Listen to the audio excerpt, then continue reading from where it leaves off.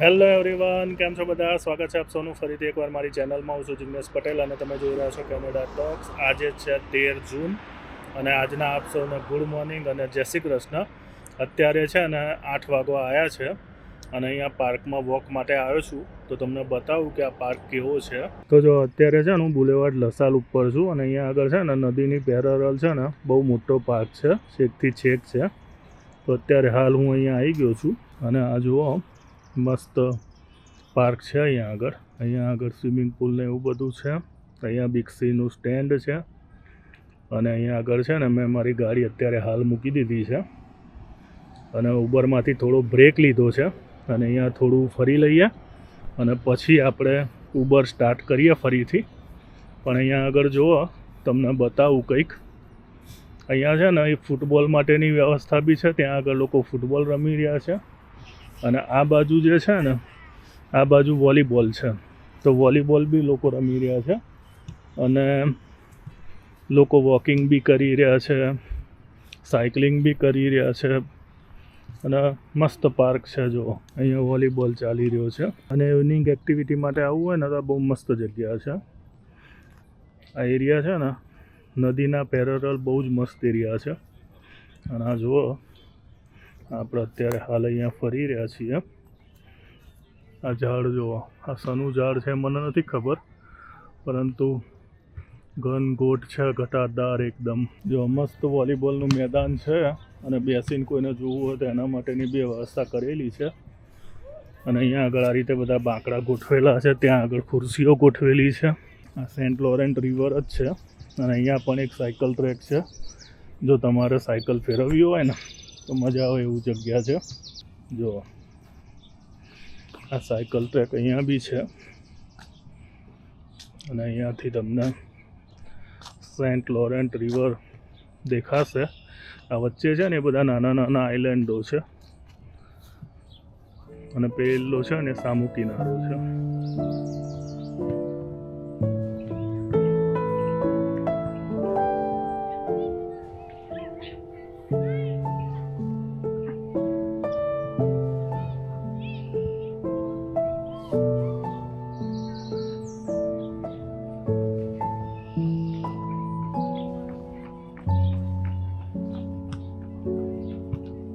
અત્યારે છે ને 8, 8:30 જેવું થવા આવ્યું છે અને આ ટાઈમે છે ને ઉબર સ્લો હોય છે. એટલે આ ટાઈમે આપણે બ્રેક લેતા હોઈએ અને આવી રીતે થોડું વોકિંગ કરી લઈએ જ્યારે સમય મળે ત્યારે. તો આજે અત્યારે આપણે અહીંયા આવ્યા છીએ વોકિંગ કરવા માટે. થોડું વોકિંગ બી થઈ જાય અને જોડે જોડે તમને પાર્ક બી બતાવી દઉં. અને અહીંયા જો પાછળ ફૂટબોલ ચાલી રહ્યો છે, બતાવું તમને 1 મિનિટ. બધા છોકરાઓ રમી રહ્યા છે. જુઓ, અહીંયા બધે ફૂટબોલ ચાલી રહ્યો છે. ગર્લ્સ ટીમ છે અને બોયઝ ટીમ બી છે. અને અહીંયા આગળ છે ને આપણે ફરી રહ્યા છીએ. થોડું વોકિંગ કરીએ અને પછી આપણે જઈશું. અહીંયા પર મસ્ત બેઠક વ્યવસ્થા બનાવેલી છે. તમારે જમવાનું લઈને આવીને બેસીને શાંતિથી એન્જોય કરવું હોય ને તો અહીંયા તમે સાંજે ઘરેથી બનાવીને અહીંયા આવીને બેસો અને શાંતિથી ટાઈમપાસ કરો. એના માટે આ બધી વ્યવસ્થા કરેલી છે. અને આ જુઓ, એકદમ નદીના કિનારે છે. અહીંયાથી તમને દેખાશે. હવે એક જણે મને સવાલ પૂછ્યો હતો કે અભણ માણસો કેનેડા આવી શકે અને ત્યાં આગળ એમને જોબ મળી જાય કે કઈ રીતનું હોય. તો હવે ભાઈ જુઓ, આ બધા સવાલો છે ને એનો એક સીધો જવાબ આપું ને કે અભણ માણસો આવી તો શકે, પરંતુ વર્ક પરમિટ ને એવું બધું છે ને કહેવાય ને લીગલી ના થાય. કારણ કે લીગલી તમારે વર્ક પરમિટ કે એવું બધું કરવું હોય ને તો એના માટે છે ને તમારે આઇલેટ્સ ક્લિયર કરવી જરૂરી છે. તમને એજન્ટો કહેતા હોય બધા ઇન્ડિયામાં કે અમે તમને વર્ક પરમિટ કરી આપીશું અને આવી બધી વસ્તુઓ વાતો કરતા હોય છે અને એડવર્ટાઇઝો બી પેપરોમાં બધે આવતી હોય છે અને જેના કારણે લોકોના સવાલો બી આવા આવે છે. પરંતુ સીધા ભાષામાં કહું ને તો પહેલી વસ્તુ કે અભણ માણસોની છે ને અહીંયા વર્ક પરમિટ ના થાય. કારણ કે બેઝિક રિક્વાયરમેન્ટ છે કે તમારા આઇલેટ્સની અંદર છે ને 5 બેન્ડ આવવા જ જોવે અને એ હોય તો જ તમે વર્ક પરમિટ કે સ્ટુડન્ટ વિઝા કે પછી PR કે કોઈ બી ફાઇલ એ તમે કરી શકો.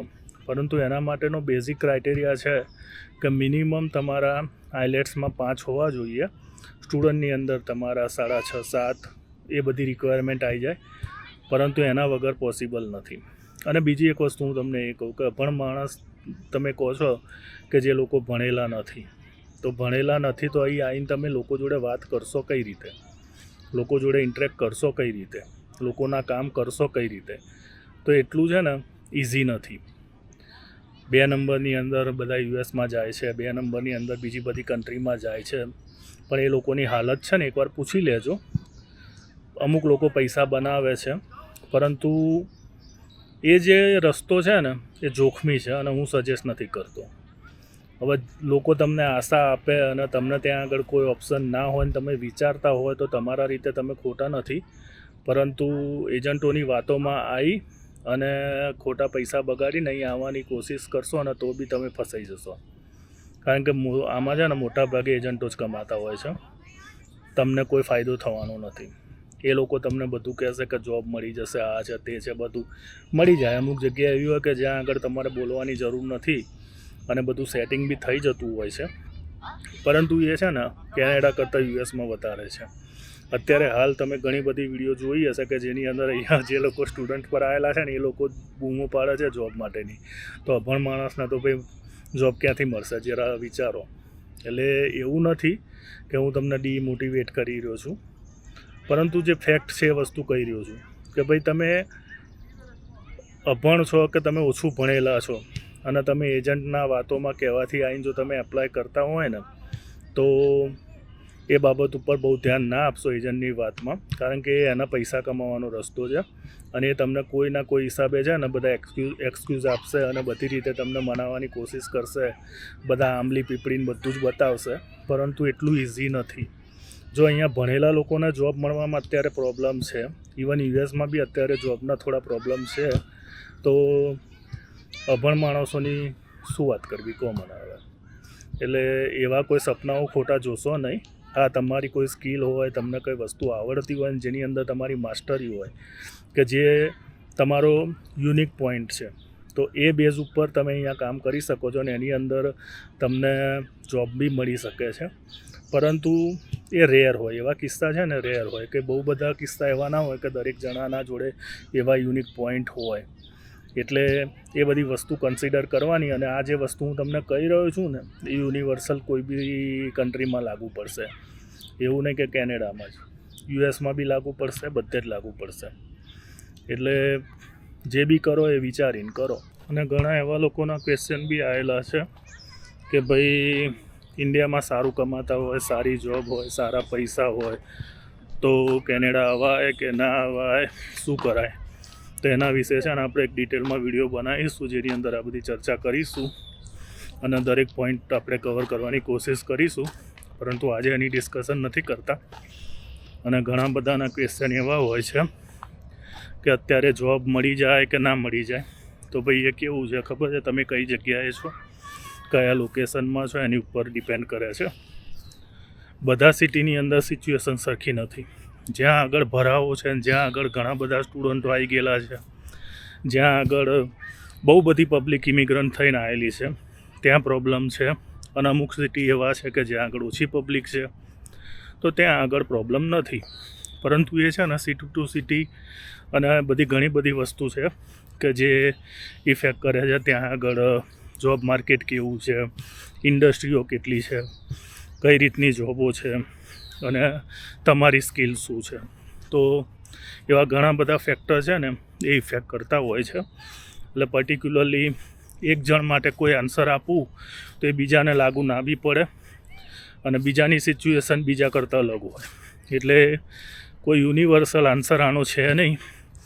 પરંતુ હા, અત્યારે હાલ છે ને પરિસ્થિતિ થોડી પ્રોબ્લેમેટિક છે કે કમ્પેર ટુ પહેલાંના કરતાં અત્યારે જોબમાં છે ને થોડો પ્રોબ્લેમ ચાલી રહ્યો છે. પરંતુ આ બધી સિચ્યુએશન કેવી ટેમ્પરરી હોય. હવે આપણે આપણી કાર બાજુ જઈ રહ્યા છીએ, ત્યાં આગળ આપણી કાર મૂકેલી છે. સ્વિમિંગ પુલ બી છે, પરંતુ અત્યારે સ્વિમિંગ પુલમાં કોઈ છે નહીં, કારણ કે સાંજનો ટાઈમ થયો અને આવો જે પાર્ક છે ને એ છેકથી છેક આખા આ રોડની પેરેલલ બનેલો છે છેક સુધી. એટલે એવું નથી કે અહીંયા જ છે, વચ્ચે અમુક જગ્યાએ ઘર છે, અમુક જગ્યાએ થોડા બિલ્ડિંગો આવી જાય છે, તો એટલો પાર્ટ નથી, પરંતુ મોટાભાગની જગ્યા ઉપર આવો પાર્ક છે. અને આ જે સાયકલો છે ને, આ સાયકલો તમે ભાડે લઈ શકો. આ બિક્સી કહે છે અહીંયા મોન્ટ્રીયલમાં. અને તમે આ સ્ટેન્ડ ઉપરથી લઈ તમારે જ્યાં જવું હોય ત્યાં જઈ શકો. અને ત્યાં આગળ જઈને પછી આ રીતના સ્ટેન્ડ હોય ત્યાં મૂકી દેવાનું. એના મેપ હોય બધે દોરેલા, અને તમને એપ બી હોય, તો એપથી તમે એનું પેમેન્ટ કરી શકો અને એપથી જ બધું ઓપરેટ કરી શકો. આમાં અમુક સાયકલો જે છે ને એ બધી ઇલેક્ટ્રિક છે, અને અમુક સાયકલો જે છે ને એ નોન ઇલેક્ટ્રિક છે. એટલે આ બધી તમારે લેવી હોય તો તમે લઈ શકો. અડધો કલાકે તમારે છે ને બીજા સ્ટેન્ડ ઉપર મૂકી દેવી પડે. અને ઢગલો બધી જ રોડ ઉપરના બધી જ જગ્યાએ આના સ્ટેન્ડ છે. એટલે તમને આખા એક દિવસનો ચાર્જ હોય, તમે જેટલી વાર ફરવું હોય એટલી વાર ફરી શકો. અને મહિનાનો ચાર્જ બી હોય છે અને વરસનો ચાર્જ બી હોય છે. વરસના અરાઉન્ડ છે ને $109 જેવું છે. તમે વરસનો પાસ લીધો હોય ને તો આખા વરસ સુધી તમારે જ્યાં સુધી જેમ જ્યારે જેવી મરજી એવી રીતે ફેરવવી હોય ને એવી રીતે ફેરવી શકો. મહિના માટે બી લેવું હોય તો બી લઈ શકો, રોજનો પાસ લેવો હોય તો બી લઈ શકો, અઠવાડિયાનો લેવો હોય તો અઠવાડિયાનો બી લઈ શકો. જનરલી ટુરિસ્ટો બધા અહીં આવતા હોય છે, એ બધા અઠવાડિયાનો પાસ લઈ લે અને પછી છે ને સાયકલમાં જ ફરે. એટલે એ બધા ઓપ્શન છે. જો તમારે એઝ અ ટુરિસ્ટ આવ્યા હોય અને તમારે સિટી એક્સપ્લોર કરવું હોય સાયકલ ઉપર તો તમે કરી શકો છો. તો હવે પાછા આપણે આપણી ઉબર સ્ટાર્ટ કરીએ. વોકિંગ જે કરવાનું હતું એ કરી લીધું 20-25 મિનિટ જેવું, અને હવે પાછા આપણે ઉબર સ્ટાર્ટ કરીએ. પણ આ છેલ્લી વાર તમે જોઈ લો, આ પાર્ક જે અહીંયા છે એ અહીંયા છે ને બહુ બધા પાર્ક છે ને મને આ બધા પાર્ક છે ને બહુ ગમે છે. એટલે જ્યારે બી આ બાજુ આવું ને એટલે એકાદો આંટો તો મારું છું.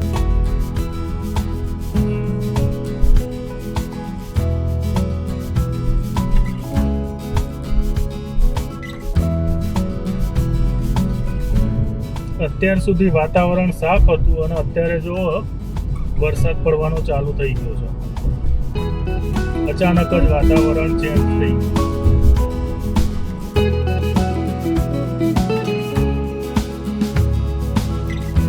અત્યારે આપણે આવી ગયા છીએ ડાઉન ટાઉનમાં, અને મેં અત્યારે બ્રેક લીધી છે.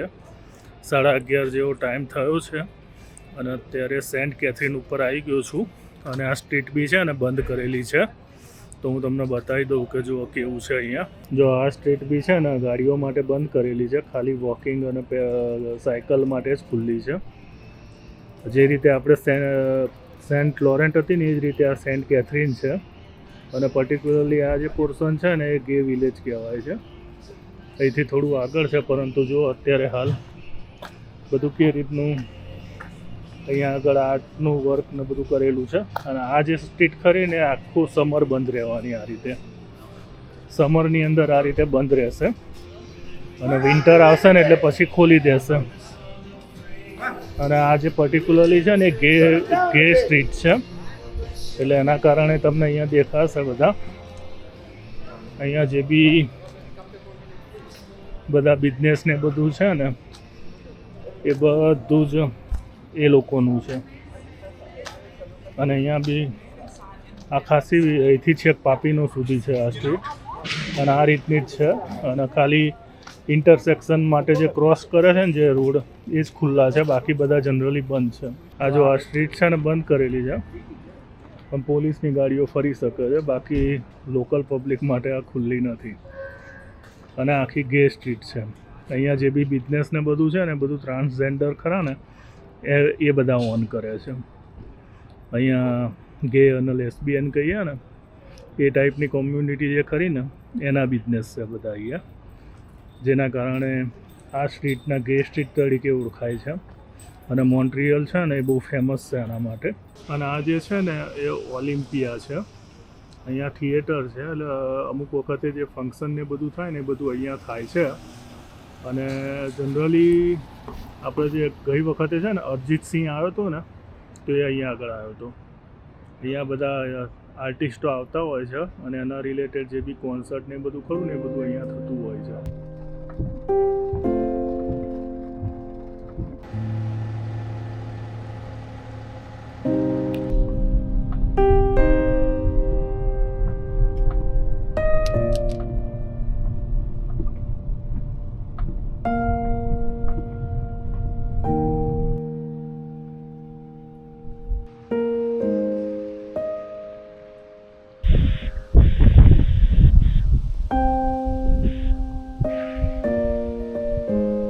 અત્યારે છે ને રાતનો 1:30 વાગ્યો છે.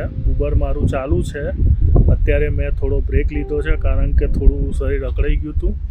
તો થોડા હરતા ફરતા રહીએ તો થોડું શરીર ફ્રી થાય. તો અહીંયા બહાર નીકળી અને થોડા આટા ફેરા કર્યા. પરંતુ હવે છે ને કદાચ વિડીયોને હું આગળ કન્ટિન્યુ કરું ના કરું, પણ એવું સમજો કે આ વિડીયોને છે ને આપણે અહીંયા સુધી એન્ડ કરીએ છીએ અને મળીશું નેક્સ્ટ વિડીયોમાં. તો ત્યાં સુધી આપ સૌને જય હિન્દ, વંદે માતરમ. આપ સૌનો દિવસ શુભ રહે. અને આગળ જો હું કન્ટિન્યુ કરે તો આની આ વિડીયોની અંદર છે ને હું એડ કરતો રહીશ, પરંતુ મને નથી લાગતું કે હવે મને અત્યારે ટાઈમ મળે, કારણ કે 1:30 વાગ્યો છે. હજુ 3:30-4 વાગ્યા સુધી ઉબર કરવાની ગણતરી છે, પરંતુ પછી ટાઈમ મળે ના મળે. એટલે અત્યારે જ તમને બધાને બાય બાય કહી દઉં છું. પછી કન્ટિન્યુ કરીશ કે બીજું કંઈ એવું દેખાશે તો એ વખતે હું પાછળથી એડ કરી દઈશ. વરસાદ અત્યારે બંધ થઈ ગયો છે, પરંતુ પવન ચડેલો છે એટલે કદાચ અત્યારે હું બોલીશ ને તો બી ડિસ્ટર્બન્સ આવશે. આ જુઓ, અવાજ આવે છે તમને? પવન બરાબરનો ચડેલો છે અને જો એકદમ સુમસામ ગલીઓ થઈ ગઈ છે. કોઈ ટ્રાફિક કશું જ નથી. આજે બુધવાર છે એટલે આમ બી માર્કેટ સ્લો હોય, પરંતુ આજે ગુરુવાર છે. માર્કેટ સ્લો હોય પરંતુ સારું હતું આજે. અત્યાર સુધી તો બિઝી હતું, પરંતુ હવે 1:30 વાગ્યો એટલે બધા ઊંઘ્યા ને હવે ક્યાં સુધી રખડે બધા રોડ ઉપર. તો જો અત્યારે 1:30 વાગે મોન્ટ્રીયલની ગલીઓ તમને બતાવી રહ્યો છું. વરસાદ બી છે આજે, જેના કારણે એટલો બધો ટ્રાફિક નથી આજે.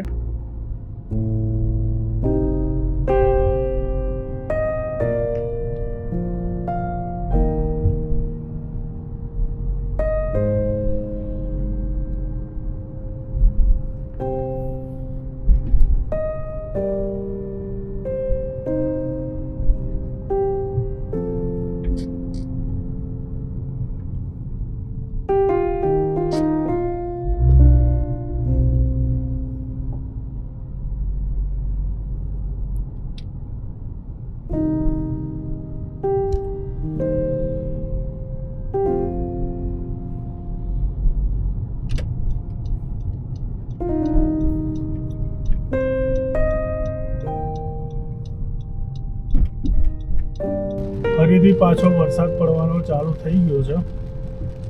અત્યાર સુધી બંધ હતો, પરંતુ સમજો ને કે એકદમ પવન સાથે વરસાદ પડવાનો ચાલુ થઈ ગયો. જો અત્યારે આપણે એરપોર્ટ ઉપર જઈ રહ્યા છીએ. મારા ખ્યાલથી આ છેલ્લી ટ્રીપ છે એરપોર્ટની. એરપોર્ટમાં લાસ્ટ ફ્લાઇટ જે ખરી ને 12-12:30 આવે છે, એના પછી નથી આવતી. એટલે એન્ડ મોમેન્ટ ઉપર કોઈ અટક્યું હોય ને એની ટ્રીપ આપણને મળી છે. એટલે અત્યારે હાલ આપણે એરપોર્ટ ઉપર જઈ રહ્યા છીએ. જો રાતના સમયે મોન્ટ્રીયલ એરપોર્ટ.